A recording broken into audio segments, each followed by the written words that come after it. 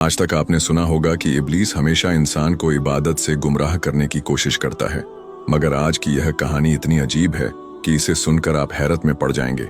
एक शख्स अंधेरी रात में नमाज अदा करने के लिए अपने घर से निकला। रास्ता बहुत अंधेरा था और चलते हुए उसे ठोकर लग गई। वह मुंह के बल गिर पड़ा और कीचड़ से लथपथ हो गया। गंदे कपड़े देखकर वह वापस घर लौटा, लिबास बदला और फिर से मस्जिद की ओर रवाना हुआ। अभी कुछ ही कदम चला था कि उसे दोबारा ठोकर लगी और वह फिर गिर पड़ा, मगर उसकी हिम्मत कम न हुई। वह फिर घर लौटा, कपड़े बदले और एक बार फिर मस्जिद की ओर बढ़ा। इस बार जब वह घर से बाहर निकला तो दरवाजे पर एक अजनबी खड़ा था, जिसके हाथ में एक चमकता हुआ चिराग था।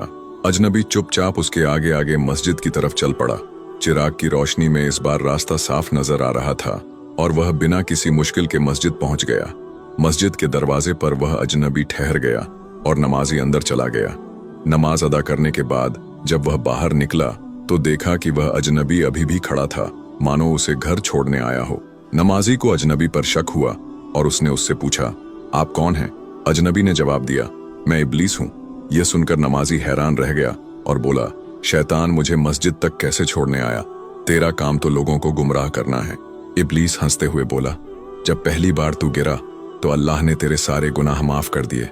जब दूसरी बार गिरा तो अल्लाह ने तेरे पूरे खानदान को बख्श दिया।